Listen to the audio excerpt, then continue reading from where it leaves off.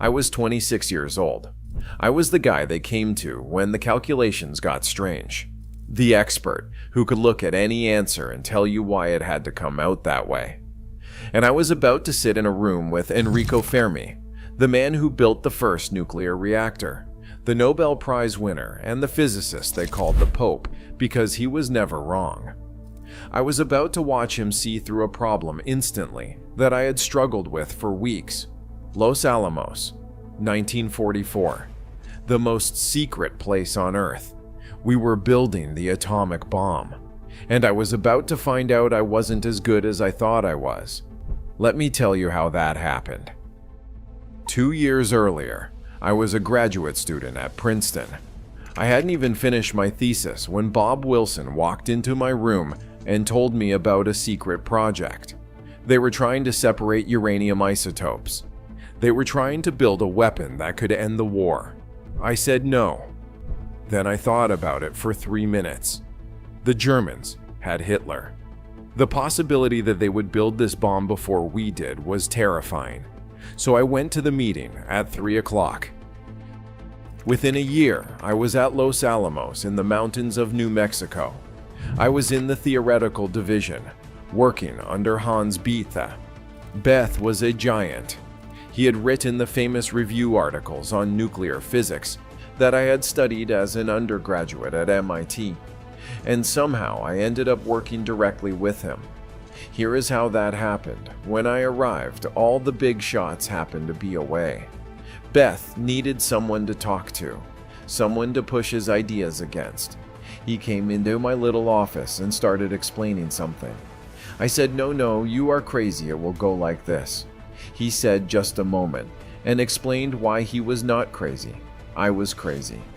And we went back and forth like that. You see, I had one advantage. I never knew who I was talking to. When I hear about physics, I just think about physics. If the idea looks lousy, I say it looks lousy.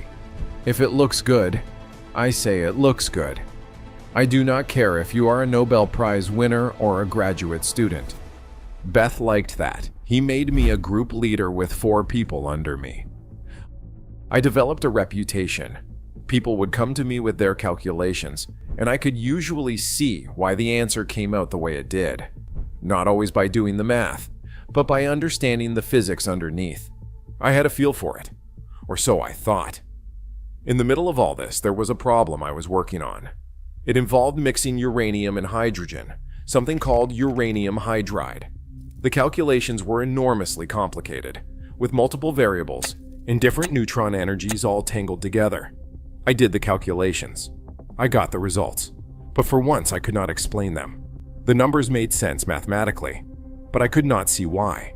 I could not find the simple physical picture underneath. It bothered me. Then Fermi came to visit.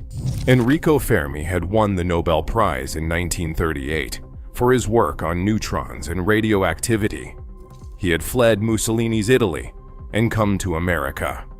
In December 1942, in a squash court underneath the football stadium at the University of Chicago, he had built the world's first nuclear reactor. He was the first person to create a self-sustaining chain reaction. He was, quite simply, one of the greatest physicists alive. Fermi was based in Chicago, but he came down to Los Alamos from time to time to consult, to help us if we had problems. This was one of those visits. We had a meeting. There were maybe 8 or 10 people in the room. Fermi wanted to know about the uranium hydride work, so I started to describe my results. He stopped me. He said, "Wait, before you tell me the result, let me think." And then he began to reason out loud. "It's going to come out like this," he said. "And it's going to come out like this because of so-and-so." He was right. Not approximately right. Exactly right. He predicted my results, and then he explained them with a perfectly obvious physical picture that I had completely missed. He was doing what I was supposed to be good at. 10 times better. I just sat there. It was the first time in my scientific life that I had felt truly outclassed. Not in mathematics, not in technical skill, but in exactly the thing I thought was my special gift, my ability to see the physics. That was quite a lesson. Now, here is the thing about Fermi that I came to understand later. He was not just brilliant at theory. He was also brilliant at experiments. Most physicists are one or the other. The theorists work with equations. The experimentalists work with equipment. Fermi was both. He could derive the formula, and then he could go into the laboratory and build the apparatus to test it. That is why he could see physics so clearly. He understood it from every angle. After that humbling experience, I spent more time around Fermi whenever I could. He was a warm man, generous with his ideas. His wife would make us dinner.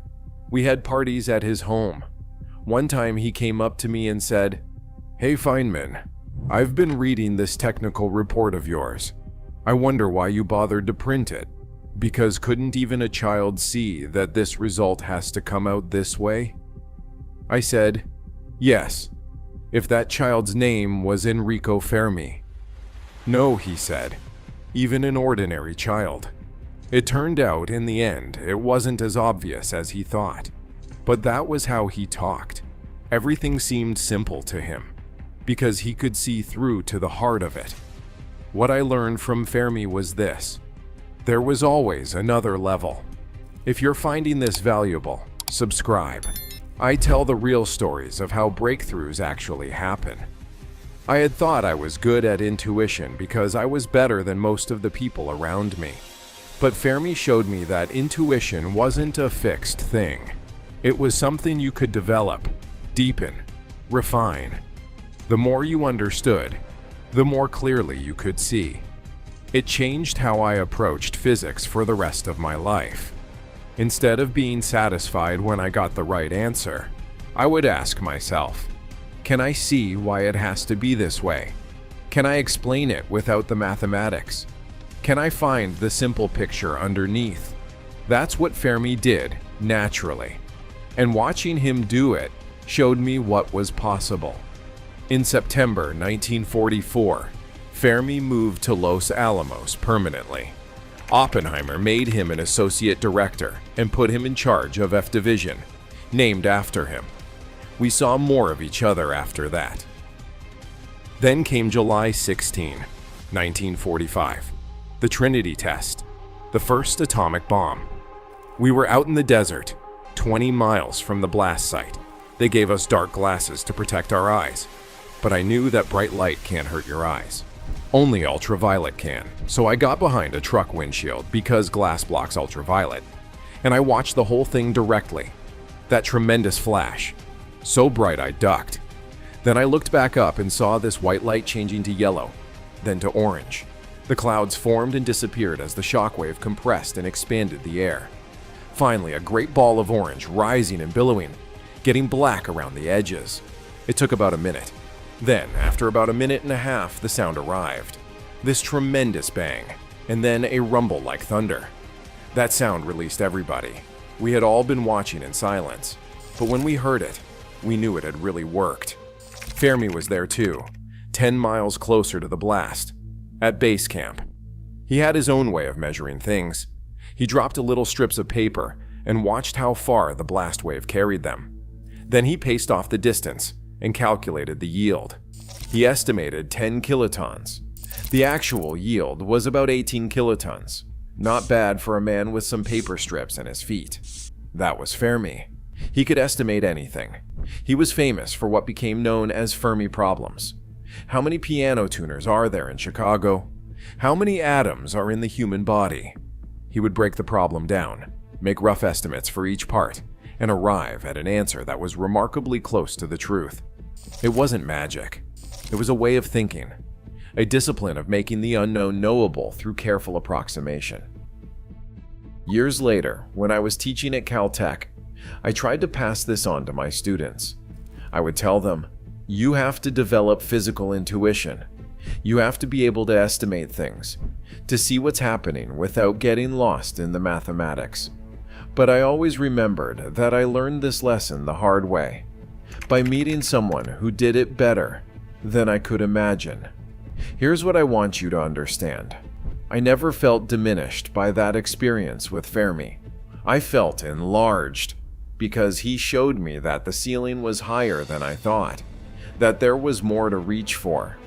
Some people, when they meet someone more talented, feel defeated. They think, I'll never be that good, so why try? But that's the wrong way to see it. The right way is to say, look how far it's possible to go. Look what the human mind can do. And then you get to work.